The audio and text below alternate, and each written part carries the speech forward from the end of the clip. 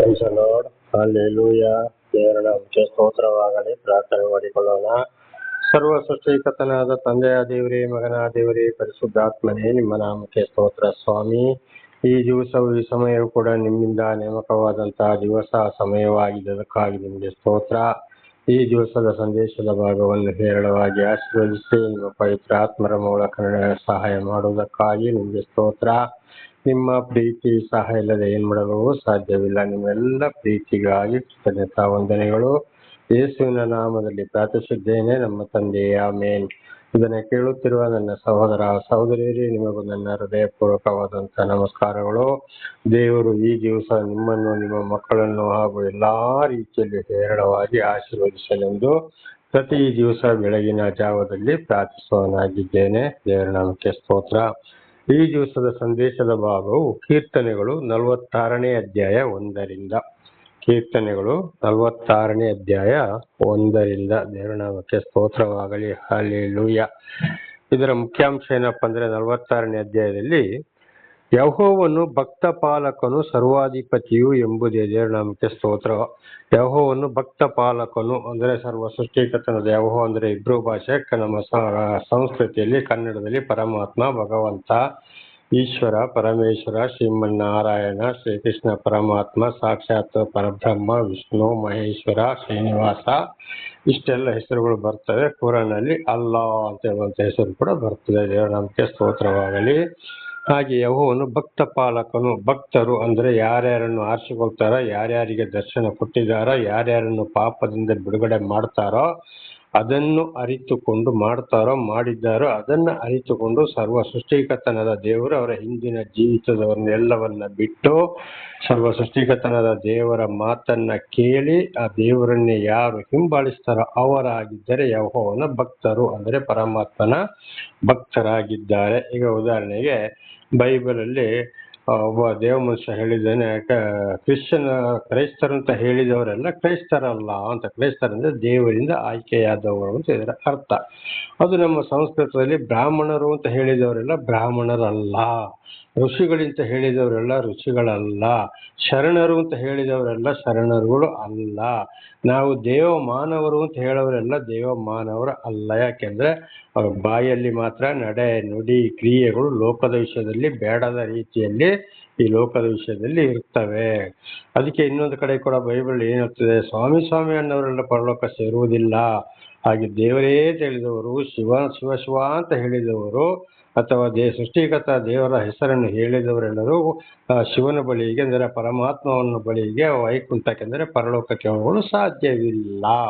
ತನ್ನ ಭಕ್ತರಿಗೆ ಮಾತ್ರ ದೇವರು ಭಕ್ತ ಪಾಲಕನು. ಅಂಥವ್ರನ್ನ ಮಾತ್ರ ರಕ್ಷಿಸ್ತಾರೆ, ಅವರ ಒಂದು ಪ್ರೀತಿ ವಿಶ್ವಾಸವನ್ನ ನೋಡಿಕೊಂಡು. ದೇವರ ನಾಮಕ್ಕೆ ಸ್ತೋತ್ರ.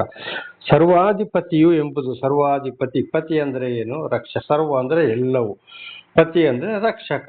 ಎಲ್ಲಾ ರೀತಿಯಲ್ಲೂ ಅಂತ ಭಕ್ತ ಪಾಲಕರಿಗೆ ಅವರು ರಕ್ಷಣೆ ಕೊಡುವವರಾಗಿದ್ದಾರೆ, ರಕ್ಷಕರು ಆಗಿದ್ದಾರೆ. ನಾನಾ ರೀತಿಯಲ್ಲಿ ಪ್ರಾಣ ಹೋಗುವಂತ ಸಂದರ್ಭದಲ್ಲಿ ಕೂಡ ದೇವರು ಏನ್ ಮಾಡ್ತಾರೆ, ರಕ್ಷಣೆಯನ್ನ ಕೊಡ್ತಾರೆ. ಒಬ್ಬೊಬ್ಬರಿಗೆ ಒಂದೊಂದು ದೂತರನ್ನ, ಒಬ್ಬೊಬ್ಬರಿಗೆ ಒಂದೊಂದು ದೂತರಿದೆ ಎಂಬುದಾಗಿ ನಮಗೆ ಬೈಬಲ್ ಸ್ಪಷ್ಟವಾಗಿ ತಿಳಿಸಲ್ಪಡ್ತದೆ. ದೇವರ ನಾಮಕ್ಕೆ ಸ್ತೋತ್ರವಾಗಲಿ. ಅದೇ ಈ 46ನೇ ಅಧ್ಯಾಯದ ಮುಖ್ಯಾಂಶಗಳು. ದೇವರ ನಾಮಕ್ಕೆ ಸ್ತೋತ್ರ. ಅದನ್ನೀಗ 1ನೇ ವಚನವನ್ನು ಓದಿಕೊಳ್ಳೋಣ.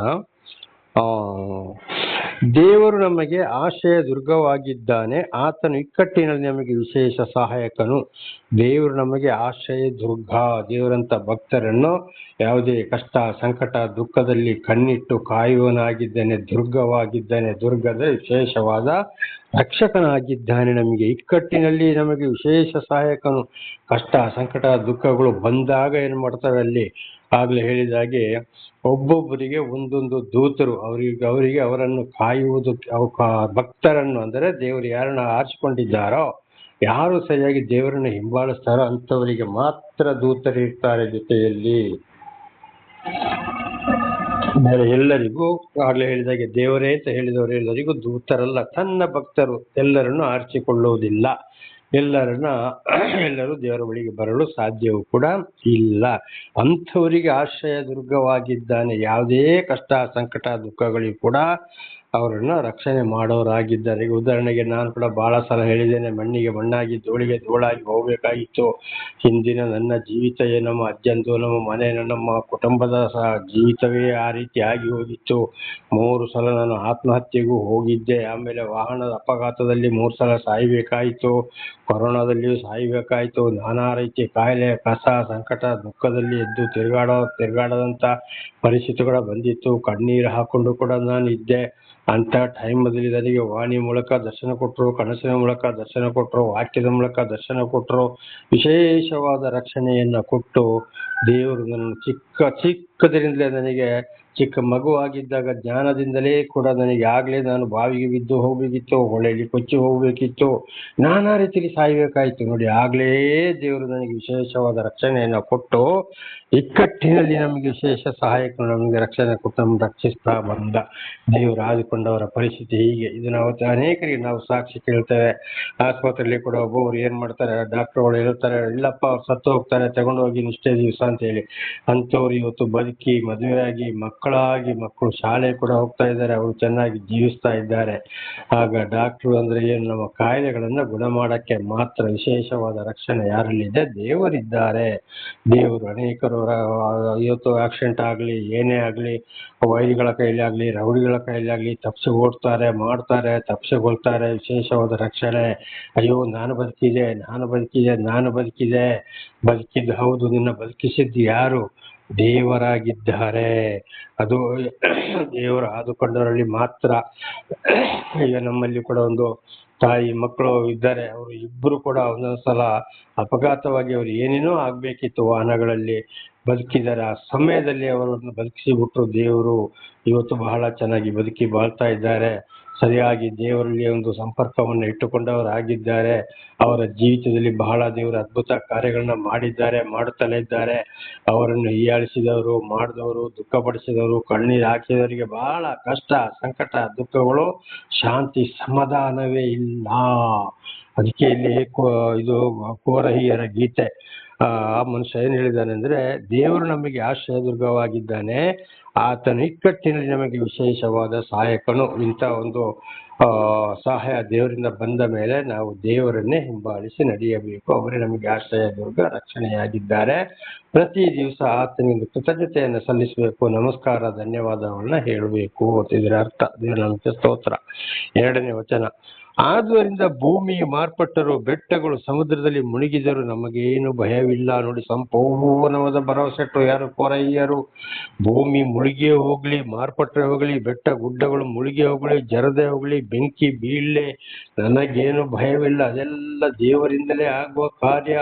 ಉದಾಹರಣೆಗೆ ಎತ್ತೆತ್ತೋ ಚಂಡಮಾರುತಗಳು, ಸುನಾಮಿಗಳು, ಬೆಟ್ಟ ಗುಡ್ಡಗಳು ಜರಿದು ಹೋಗ್ತವೆ, ಬೆಂಕಿ ಬೀಳ್ತವೆ, ಸಿಡಿಲು ಹೊಡೆದು ಅನೇಕರು ಸಾಯ್ತವೆ, ಮಳೆಯಲ್ಲಿ ಎಂತೆಂಥೋ ಮನೆಗಳೇ ಬಿದ್ದು ಹೋಗ್ತವೆ, ವಾಹನಗಳು ಕೊಚ್ಚಿ ಹೋಗ್ತವೆ, ಸರ್ವ ನಾಶವಾಗ್ತವೆ, ಏನೆಲ್ಲೋ ಆಗ್ತವೆ. ಇದೆಲ್ಲ ಏನಾಗಿದೆ? ದೇವರ ಕೋಪವಾಗಿದೆ. ಆಗಲ್ಲಿ ಯಾರು ದೇವರ ಭಕ್ತರು ಇರ್ತಾರೆ, ಅವರನ್ನು ಒಂದಲ್ಲ ಒಂದು ರೀತಿಯಲ್ಲಿ ದೇವರು ರಕ್ಷಿಸ್ತಾರೆ. ದೇವರ ನಾಮಕ್ಕೆ ಸ್ತೋತ್ರವಾಗಲಿ. ಹಲ್ಲೆಲೂಯಾ. ಬಹಳ ವರ್ಷಗಳ ಹಿಂದೆ ನೋಡಿ, ಕೇದಾರನಾಥಕ್ಕೆ ಮೈಸೂರಿಂದ ಒಂದು ಕುಟುಂಬ ಹೋಗಿದ್ದು, 6 ಜನರ ಕುಟುಂಬ. ಅಲ್ಲಿಗೆ ಅದು ಕಾಶಿ, ನಮ್ಮ ಭಾರತ ದೇಶದಲ್ಲಿ ಬಹಳ ಒಂದು ದೊಡ್ಡ ಪುಣ್ಯ ಕ್ಷೇತ್ರ ಅಂತ ಹೇಳುವಂಥದ್ದು ಕಾಶಿ. ದೇವರ ನಾಮಕ್ಕೆ ಸ್ತೋತ್ರವಾಗಲಿ. ಅದೆಲ್ಲ ಬ್ರಾಹ್ಮಣರು ಮಾಡಿದ ಕೆಲಸ. ಭಾರತದಲ್ಲಿಂತ ಇಡೀ ಪುಣ್ಯಕ್ಷೇತ್ರ ಅಂತ ಈ ಭೂಲೋಕದಲ್ಲಿ ಪುಣ್ಯಕ್ಷೇತ್ರ ಇರೋದು ಯಾವ್ದಂದ್ರೆ ಏದೇನು ಉದ್ಯಾನವನ ಒಂದೇ, ಬಾಕಿ ಯಾವ ಸ್ಥಳವೂ ಇಲ್ಲ. ಮುಸ್ಲಿಮ್ಸ್ಗಳಲ್ಲಾಗಲಿ, ಹಿಂದೂಗಳಲ್ಲಾಗಲಿ, ಕ್ರಿಶ್ಚಿಯನ್ಗಳಲ್ಲಿ ಇದೆಲ್ಲ ಮನುಷ್ಯರು ಮಾಡ್ಕೊಂಡಿದ್ದೀವಿ, ಬ್ರಾಹ್ಮಣರು ಮಾಡಿದ ಕೆಲಸ. ಅಲ್ಲಿ ನೋಡಿ, ಚಂಡಮಾರುತ ಬಂತು, ಇಡೀ ಪುಣ್ಯಕ್ಷೇತ್ರದಲ್ಲಿ ಶಿವನ ದೇವಸ್ಥಾನ. ಶಿವ ಅಂದ್ರೆ ಏನು? ಆಶೀರ್ವಾದ ಕೊಡುವವನು, ಆಶೀರ್ವಾದ ಮಾಡುವವನು ಅಂತ ಇದರ ಅರ್ಥ. ಶಿವ ಅಂದ್ರೆ ದೇವರ ನಾಮಕ್ಕೆ ಸ್ತೋತ್ರವಾಗಲಿ. ಯೇಸುವೆ ಶಿವ ಆಗಿದ್ದಾನೆ, ಶಿವನೇ ಯೇಸು ಆಗಿದ್ದಾನೆ, ಶಿವನೇ ಅಲ್ಲನಾಗಿದ್ದಾನೆ, ಅಲ್ಲನೇ ಶಿವನಾಗಿದ್ದಾನೆ. ಆಗಲ್ಲಿ ಎಷ್ಟೋ ವರ್ಷದ ಹಿಂದೆ ಬಹಳ ಮುಳುಗಿ ಹೋಯ್ತು. ಎಷ್ಟೋ ಸಾವಿರ ಹೆಣಗಳನ್ನ JCBಯಲ್ಲಿ ಸಮಾಧಿ ಮಾಡಿದ್ರು. ಆವಾಗ ಜಲಪ್ರವಾಹ ಬರ್ತಾ ಇತ್ತು, ಕೊಚ್ಚಿತ ಬರ್ತಾ ಇದೆ. ಈ ಮೈಸೂರಿನ ಒಂದು ಕುಟುಂಬಗಳು, ಸಾವಿರಾರು ಹೆಣಗಳು ಬಿದ್ದು ಹೋಗಿದ್ದಾವೆ. ಅದರ ಮಧ್ಯದಲ್ಲಿ ನಡ್ಕೊಂಡು ಬರ್ತಾ ಇದ್ದಾರೆ ಇವರು. ಹೆದರಿ ಓಡಿ ಬರ್ತಾ ಇದ್ದಾರೆ. ಗಂಡ, ಹೆಂಡತಿ, ಮಕ್ಕಳು, ತಂದೆ, ತಾಯಿ ಹೇಳ್ಕೊಂಡು ಒಂದು ಕುಟುಂಬವೇ. ಮೈಸೂರಿನ 6 ಜನರ ಕುಟುಂಬ. ಆಗ ಅವರು ಏನ್ ಮಾಡಿದ್ರು, ನಾರಾಯಣ ನಾರಾಯಣ ನಾರಾಯಣ ಅಂತ ಹೇಳುವಂತ ಒಂದು ಶಬ್ದವನ್ನು ಹೇಳಿಕೊಂಡೇ ಬಂದರು. ಆ ಜಲಪ್ರವಾಹದಿಂದ ಅವರು ಪಾರಾದರು. ದೇವರ ನಮಗೆ ಸ್ತೋತ್ರವಾಗಲಿ. ಆಗ ನಾರಾಯಣ ಅಂದ್ರೆ ಅರ್ಥ ಏನು? ನೀರಿನ ಮೇಲೆ ನಡೆದಾಡಿದ ದೇವರು ಅಥವಾ ನೀರಿನ ಮೇಲೆ ವಾಸವಿರುವ ದೇವರು ಅಂತ ಇದರ ಅರ್ಥ. ಇದು ನಮ್ಮ ಹಿಂದೂ ಸಂಸ್ಕೃತದಲ್ಲಿ ಮಹಾವಿಷ್ಣು ಅಂತ ಬರ್ತದೆ. ಎಲ್ಲ ಈಗ ಇದು ಬಹಳ ಸಲ ನಾವು ತಿಳ್ಕೊಂಡಿದ್ದೇವೆ. ಸರ್ವ ಸೃಷ್ಟಿಕರ್ತನಾದ ದೇವರು. ಅದೇ ಬೈಬಲಲ್ಲಿ ಯೇಸು ಅಂತ ಹೇಳಿ ನೋಡುವಾಗ ನೀರಿನ ಮೇಲೆ ನಡ್ಕೊಂಡು ಹೋದ್ರು. ದೇವರ ಆತ್ಮವು ಜಲರಾಶಿಯ ಮೇಲೆ ಚಲಿಸುತ್ತಿತ್ತು ಅಂತ ಬೈಬಲಲ್ಲಿ ಬರೆಯಲ್ಪಡ್ತದೆ. ಇಲ್ಲಿ ವೇದಗಳನ್ನ ನೋಡುವಾಗ ಮಹಾವಿಷ್ಣು ಜಲರಾಶಿಯ ಮೇಲೆ ಇವತ್ತು ಕೈಲಾಸದಲ್ಲಿ ಹಸೀನಾರೂಢನಾಗಿದ್ದಾನೆ, ಅಲ್ಲಿ ವಾಸ ಮಾಡ್ತಾ ಇದ್ದಾನೆ ಅಂತ ಕಾಣ್ತದೆ. ಸತ್ಯನಾರಾಯಣ, ಓಂ ನಾರಾಯಣ ಆಯಸ್ಯ ನಮಃ. ಸತ್ಯ ಅಂದ್ರೆ ವಾಕ್ಯ, ನಾರ ಅಂದ್ರೆ ನೀರು, ಆಯಣ ಅಂದ್ರೆ ನೀರಿನ ಮೇಲೆ ವಾಸ ಮಾಡುವವನು ಅಂತ ಇದರ ಅರ್ಥ. ಇಲ್ಲಿ ಯೇಸು ಆಗಿದ್ದಾನೆ, ಇಲ್ಲಿ ಮಹಾವಿಷ್ಣು ಆಗಿದ್ದಾನೆ, ಅಲ್ಲಿ ಅಲ್ಲಾ ಅಕ್ಬರ್ ಕೂಡ ಆಗಿದ್ದಾನೆ. ದೇವರ ನಮಗೆ ಸ್ತೋತ್ರವಾಗಲಿ. ಅಲ್ಲಿ ಲೂಯ. ಹಾಗಿರುವಾಗ ನಮಗೇನು ಭಯವಿಲ್ಲ ನೋಡಿ. 6 ಜನರ ಕುಟುಂಬ ಏನಾಯ್ತು, ಅಲ್ಲಿಂದ ಪಾರಾಯಿತು. ಇನ್ನೊಂದು ಸ್ಕೂಲ್ ಮಕ್ಕಳ ಬಸ್ಸು ಕೂಡ ಅಲ್ಲಿ ಹೋಗ್ತಾ ಇರೋತ್ತಿಗೆ ಹಿಂದುಗಡೆ ಜಲಪ್ರವಾಹ ನೀರು ಬರ್ತಾ ಇದೆ. ಡ್ರೈವರ್ ಏನ್ ಮಾಡಿದ, ವಿಶೇಷವಾದ ಜ್ಞಾನವನ್ನು ಡ್ರೈವರಿಗೆ ದೇವರು ಒಂದು ಜ್ಞಾನವನ್ನ ಕೊಟ್ಟರು. ಅದು ಹೇಗೇನು ಬಸ್ಸನ್ನು ಓಡಿಸಿಕೊಂಡು ಮಕ್ಕಳನ್ನ ಪಾರು ಮಾಡಿದೆ ಎಂಬುದಾಗಿ ಗೊತ್ತಿಲ್ಲ ಎಂಬುದಾಗಿ ನಾನು ಮಾಧ್ಯಮದಲ್ಲಿ ನೋಡಿದ್ದೇನೆ. ಇದೇ ಕೇದಾರನಾಥ ಕಾಶಿಯಲ್ಲಿ. ಆಗ ದೇವರ ಜ್ಞಾನವನ್ನು ಡ್ರೈವರಿಗೆ ಕೊಟ್ಟಿದ್ಯಾರೋ ದೇವರಾಗಿದ್ದಾರೆ. ಆಗ ಡ್ರೈವರಿಗೆ ಜ್ಞಾನವನ್ನು ಕೊಟ್ಟಿದ್ದು ದೇವರು, ಆ ಬಸ್ಸನ್ನು ರಕ್ಷಿಸಿದ್ದು ದೇವರು. ನೋಡಿ, ಇದು ಹೇಳುವಂಥದ್ದು. ದೇವರ ನಮಗೆ ಸ್ತೋತ್ರವಾಗಲಿ. ದೇವರು ಆದುಕೊಂಡವರು, ದೇವರು ಯಾರ ಮೇಲೆ ಕರುಣೆ ಇಟ್ಟಿದ್ದಾರೋ ಎಲ್ಲಾ ರೀತಿಯಲ್ಲಿಯೂ ರಕ್ಷಣೆಯನ್ನೇ ಕೊಡುತ್ತಾರೆ. ದೇವರ ನಮಗೆ ಸ್ತೋತ್ರವಾಗಲಿ. ಇಲ್ಲದ್ರೆ ನಾನಾ ರೀತಿ ಕಷ್ಟ, ಸಂಕಟ, ದುಃಖಗಳನ್ನ ಅನುಭವಿಸುವಂಥದ್ದು ದೇವರೇ ರಕ್ಷಕರು. ಹಾಗಿದ್ದ ಮೇಲೆ ನಾವು ಸರ್ವ ಯಾವ ಜನಾಂಗವೇ ಆಗಲಿ, ಇವತ್ತು ಬೈಬಲ್ ಆಗಲಿ, ಪುರಾಣ ಆಗಲಿ, ವೇದಗಳಾಗಲಿ, ಮಹಾಭಾರತ ಆಗಲಿ, ಭಗವದ್ಗೀತೆ ಆಗಲಿ, ಪುರಾಣ ಆಗಲಿ, ಇದನ್ನು ಓದಿದವರು ಸರ್ವ ಸೃಷ್ಟಿಕರ್ತನಾದ ದೇವರಿಗೆ ನಮಸ್ಕಾರ ಮಾಡುತ್ತಾ ಅವರ ಮಾತಿನಂತೆ ನಾವು ಅವರನ್ನ ಹಿಂಬಾಲಿಸಬೇಕು ವಿನಃ ಈ ಪ್ರಪಂಚಕದ ವಿಷಯಕ್ಕೆ ಹೋಗಬಾರದು. ಹಾಗಿರುವಾಗ ನಮಗೇನು ಭಯವಿಲ್ಲ. ಈಗ ನನಗೂ ಕೂಡ ಏನೂ ಭಯವಿಲ್ಲ. ಹಿಂದಿನ ಜೀವಿತದಲ್ಲಿ ಎಲ್ಲಾದ್ರೂ ಒಂದು ಕಡೆ ಕತ್ತಲಲ್ಲಿ ನಾನು ಹೋಗೋದು, ದೇವರ ದರ್ಶನ ಆಗೋದಕ್ಕಿಂತ ಮೊದಲು ತಿರುಗಿ ನೋಡಿಕೊಂಡು ಹೋಗೋದು, ಅಯ್ಯೋ ಅಯ್ಯೋ ಅಂತ. ಯಾವಾಗ ದೇವರ ದರ್ಶನವಾಯಿತು, ಈಗ ಎಂಥ ರಾತ್ರಿಯಲ್ಲಿ ಎಂಥ ಸಮಾಧಿಯಲ್ಲಿಯೂ ಎಲ್ಲಿಗೆ ಹೋಗಿ ಕೂಡ ನಾನು ಬರ್ತೇನೆ. ಒಂದೊಂದು ಸಲ ಬಹಳ ದೂರವಾಗಿ ಹೋಗಿ ಇಲ್ಲಿಂದ ಒಂದು 28 ಕಿಲೋಮೀಟರ್ ಒಂದು ಕಡೆ ಅಲ್ಲಿ ಗಾಡಿ ನಿಲ್ಲಿಸಿ ಅಲ್ಲಿಂದ ರಾತ್ರಿ 3 ಗಂಟೆಗೂ 4 ಗಂಟೆಗೂ ಕೂಡ ಗಾಡಿ, 2 ಗಂಟೆಗೂ ಕೂಡ ಗಾಡಿ ಓಡಿಸಿಕೊಂಡೇ ಬಂದವನಾಗಿದ್ದೇನೆ. 28 ಕಿಲೋಮೀಟರ್ ದೇವರ ಹಾಡು ಹಾಡಿಕೊಂಡು 2 ವೀಲರ್ ಅಲ್ಲಿ, ದ್ವಿಚಕ್ರ ವಾಹನದಲ್ಲಿ ನಾನು ಬಂದವನಾಗಿದ್ದೇನೆ. ದೇವರ ನಮಗೆ ಸ್ತೋತ್ರವಾಗಲಿ. ಯಾವುದೇ ಭಯವಿಲ್ಲ. ಯಾಕೆಂದ್ರೆ ದೇವರು ರಕ್ಷಣೆ ಕೊಟ್ಟು ನಮ್ಮನ್ನು ನಡೆಸ್ತಾ ಇರ್ತಾರೆ, ಕಾವಲು ದೂತರ ಮೂಲಕ, ಪವಿತ್ರ ಆತ್ಮರ ಮೂಲಕ. ದೇವರ ನಮಗೆ ಸ್ತೋತ್ರವಾಗಲಿ. ಹಲ್ಲೆಲೂಯ. 3ನೇ ವಚನ. ಸಮುದ್ರವು ಘೋಷಿಸುತ್ತಾ ನೊರೆಯನ್ನು ಕಾರಿದರೇನು, ಅದರ ಅಲ್ಲೋಲ ಕಲ್ಲೋಲಗಳಿಂದ ಪರ್ವತಗಳು ಚಲಿಸಿದರೇನು. ಸಮುದ್ರವು ಘೋಷಿಸಲಿ, ಪರ್ವತಗಳು ಅಲ್ಲೋಲ ಕಲ್ಲೋಲಗಲಿ, ಏನೇ ಆಗಲಿ ನಮಗೆ ಅದರ ಭಯವೇ ಇಲ್ಲ. ಉದಾಹರಣೆಗೆ ನೋಡಿ, ಈಗ ಸ್ವಲ್ಪ ವರ್ಷದ ಹಿಂದೆ ಕೇರಳದಲ್ಲಿ ಇಡೀ ಬೆಟ್ಟವೇ ಜರಿದು 4 ಗ್ರಾಮಗಳು ಸರ್ವನಾಶವಾಗಿ ಹೋಯಿತು. ದೇವರ ನಾಮಕ್ಕೆ ಸ್ತೋತ್ರ. ಅದರಲ್ಲಿ ನೋಡು, ಚಿಕ್ಕ ಮಗು ಕೂಡ ಕೆಸರೊಳಗೆ ಸಿಕ್ಕಿ ಹಾಕೊಂಡು ಅಲ್ಲಿಂದ ಬದುಕಿದೆ. ಎಷ್ಟೋ ಜನರನ್ನ ನಾಯಿಗಳ ಮೂಲಕ ಬದುಕಿಸಿದ್ದಾರೆ, ದನಗಳ ಮೂಲಕ ಬದುಕಿಸಿದ್ದಾರೆ, ಗಿಳಿಯ ಮೂಲಕ ಕೂಡ ಕುಟುಂಬಗಳು ಬದುಕಿ ಹೋಗಿದ್ದೇವೆ. ನೋಡಿ, ಇದೆಲ್ಲೊಂದು ದೇವರ ಸಹಾಯವು. ದೇವರ ನಾಮಕ್ಕೆ ಸ್ತೋತ್ರ. ಆಗ್ಲೇ ಹೇಳಿದಾಗ ಎಂತ ಚಂಡಮಾರುತ, ಬೆಟ್ಟಗುಡ್ಡ ಜರಲಿ, ಎಂತ ಸುನಾಮಿ ಬರಲಿ, ಏನೇ ಬರಲಿ, ಒಂದೊಂದು ಕುಟುಂಬವೇ ರಕ್ಷಣೆ, ಒಬ್ಬೊಬ್ಬರಿಗೂ ರಕ್ಷಣೆ, ಒಂದೊಂದು ಚಿಕ್ಕ ಮಗು ರಕ್ಷಣೆ, ಇದೆಲ್ಲ ದೇವರ ಸಹಾಯ. ಆಗಿರುವುಗಳು ಯಾವುದೇ ನಾವು ಭಯ ಪಡಬೇಕಾದ ಅಗತ್ಯವಿಲ್ಲ. ಒಂದು ವೇಳೆ ಇವತ್ತು ನಾವು ಏನೇನೋ ಮಾಡ್ಬೋದು, ನಮ್ಮ ರಕ್ಷಣೆ ನಾನೇ ಮಾಡಿಕೊಳ್ತೇನೆ, ಅಂತ ಮನೆ ಕಟ್ತೀನಿ, ಅಂತ ಕಬ್ಬಿಣ ಹಾಕ್ತೀನಿ, ಇಂಥ ಫೌಂಡೇಶನ್ ಹಾಕ್ತಾನೆ, ಇಂಥ ಟೆರಸ್ ಕಟ್ಟಿ ಹಾಕ್ತೀನಿ ಅಂತ ಸಾಧ್ಯವೇ ಇಲ್ಲ. ಎಂತೆಂಥ ಬಿಲ್ಡಿಂಗ್ಗಳು ಪಲ್ಟಿ ಹೊಡೆದು ಹೋಗ್ತವೆ. ಎಂತೆಂಥ ವಾಹನಗಳನ್ನ ತರಗೆಲೆ ಒಣಗಿದ ಎಲೆಯನ್ನ ನೀರು ಕೊಚ್ಚಿಕೊಂಡು ಹೋದಾಗ ಇವತ್ತು ಕೊಚ್ಚಿಕೊಂಡು ಹೋಗ್ತಾ ಇದೆ. ಆಗ ಅಲ್ಲಿ ದೇವರ ರಕ್ಷಣೆ ಇಲ್ಲ. ಹಾಗೆ ದೇವರು ಆದುಕೊಂಡವರು ಅದನ್ನ ನಾವು ಏನ್ ಮಾಡ್ಬೇಕು, ದೇವರು ಇಟ್ಕೊಂಡು, ದೇವರೇ ಏನಾದ್ರೂ ನಾನು ಹೆದರೋದಿಲ್ಲ, ನನಗೆ ನೀನೇ ಅಪ್ಪ ಅಂತ ನಾವು ನಡೀತಾ ಇರಬೇಕು. ತನ್ನ ಭಕ್ತರನ್ನ ದೇವರು ಏನೇ ಆದ್ರೂ ಕೂಡ ರಕ್ಷಿಸ್ತಾರೆ. ದೇವರ ನಮಗೆ ಸ್ತೋತ್ರ. 4, ಒಂದು ನದಿ ಅದೇ, ಅದರ ಕಾಲುವೆಗಳು ಪರಾತ್ಪರನ ಪರಿಶುದ್ಧ ನಿವಾಸ ಸ್ಥಾನವಾಗಿರುವ ದೇವನಗರವನ್ನು ಸಂತೋಷಪಡಿಸುತ್ತದೆ. ದೇವರ ನಾಮಕ್ಕೆ ಸ್ತೋತ್ರವಾಗಲಿ. ಒಂದು ನದಿ ಇದೆ. ಯಾವ ನದಿ ಅದು? ಇವತ್ತು ಉದಾಹರಣೆಗೆ ನಾವು ಬೇಸಿಗೆ ಕಾಲದಲ್ಲಿ ದೊಡ್ಡ ಒಂದು ಬಹಳ ಸೆಕೆ ಬರ್ತದೆ, ಬಹಳ ಉರಿತ ಬರ್ತದೆ. ಹೋಗಿ ಅನೇಕರು ಇವತ್ತು ಏನ್ ಮಾಡ್ತಾರೆ, ನದಿಯಲ್ಲಿ ಹೋಗಿ ಸ್ನಾನ ಮಾಡ್ತಾರೆ. ಆಗ ಅವರಿಗೆ ಬಹಳ ಸಂತೋಷವಾಗ್ತದೆ. ಹಾಗೆ ನಾವು ನಮ್ಮ ಪಾಪದ ಜೀವಿತದಲ್ಲಿ ಇರುವಾಗ ಏನಾಗ್ತದೆ ಅಂದ್ರೆ, ಈ ನೀರಲ್ಲಿ ಸ್ನಾನ ಮಾಡಿದ್ರೆ ಒಂದ್ಸಲ ಮಾತ್ರ ನಮಗೆ ಮೈ ತಂಪಾಗ್ಬೋದು, ವಿನಃ ನಮ್ಮ ಪಾಪಗಳು, ನಮ್ಮ ಹಿರಿಯರ ಪಾಪಗಳಿಂದ ನಮಗೆ ಬಿಡುಗಡೆ ಆಗಲು ನಮಗೆ ಸಾಧ್ಯವಿಲ್ಲ. ಆಗ ಒಂದು ನದಿ, ಅದೇ ಯಾವ್ದ ನದಿ ಇವತ್ತು? ಆ ನದಿಯೇ ಇವತ್ತು ದೇವರಾಗಿದ್ದಾನೆ, ದೇವರ ವಾಕ್ಯವಾಗಿದೆ, ದೇವರ ಆಶೀರ್ವಾದವಾಗಿದೆ. ಬೇಸಿಗೆ ಗಾಳದಲ್ಲಿ ನೀರಲ್ಲಿ ನಾವು ಹೋಗಿ ಒಳ್ಳೆ ಸೆಕೆಯಾದಾಗ, ಬಿಸಿಲು ತಡ್ಕೊಳಕ್ ಆಗದಾಗ ಸ್ನಾನ ಮಾಡಿದಾಗ ಯಾವ ರೀತಿ ನಮಗೆ ಶಾಂತಿ ಸಮಾಧಾನ ಸಿಗ್ತದೋ, ಸಂತೋಷವಾಗ್ತದೋ, ಅದು ಒಂದು ತಾತ್ಕಾಲಿಕ. ಆದರೆ ಪಾಪಗಳಿಂದ ಬಿಡುಗಡೆ ಮಾಡುವಂತದ್ದು ಸರ್ವ ಸೃಷ್ಟಿಕರ್ತನಾದ ದೇವರಾಗಿದ್ದಾರೆ. ಒಂದು ನದಿ ಅವರ ಮಾತಾಗಿದೆ. ಅದು ಈ ನದಿಯ ನೀರಿಗಿಂತಲೂ ಮಿಗಿಲಾದದ್ದು, ಸಮುದ್ರಕ್ಕಿಂತಲೂ ಮಿಗಿಲಾದದ್ದು.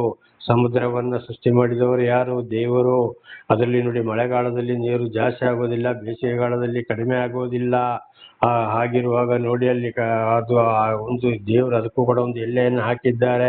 ಈಗ ಒಂದೊಂದು ನದಿಯಲ್ಲಿ ಅಂದ್ರೆ ಹೊಳೆಯಲ್ಲಿ ಮಳೆಗಾಲದಲ್ಲಿ ಬಹಳ ನೀರು ಬರ್ತದೆ, ನೀರು ಜಾಸ್ತಿ ಆಗ್ತದೆ, ಬೇಸಿಗೆಗಾಲದಲ್ಲಿ ಕಡಿಮೆ ಆಗ್ತದೆ. ನದಿಯಲ್ಲಿ, ಸಮುದ್ರದಲ್ಲಿ ಯಾವಾಗಲೂ ಕಡಿಮೆ ಆಗ್ತದೆ, ಹೆಚ್ಚಾಗ್ತದೆ ಇದೆಯೋ, ಬೇರೆ ದಾಟಿ ಬರುವುದಿಲ್ಲ. ಒಂದೊಂದು ವೇಳೆ ಗೆದೆ ದಾಟಿ ಬಂದ್ರೆ ಅದರ ಪ್ರವಾಹ ಸುನಾಮಿ ಉಕ್ಕಿ ಹರಿಯುವುದಾದ್ರೆ ದೇವರ ಅಪ್ಪಣೆ ಇಲ್ಲದೆ ಸಮುದ್ರ ಕೂಡ ಏನು ಕೂಡ ಮಾಡಲು ಸಾಧ್ಯವಿಲ್ಲ. ಸಮುದ್ರವು ಕೂಡ ದೇವರ ಅಪ್ಪಣೆಯಂತೆ ನಡೆಯುತ್ತದೆ.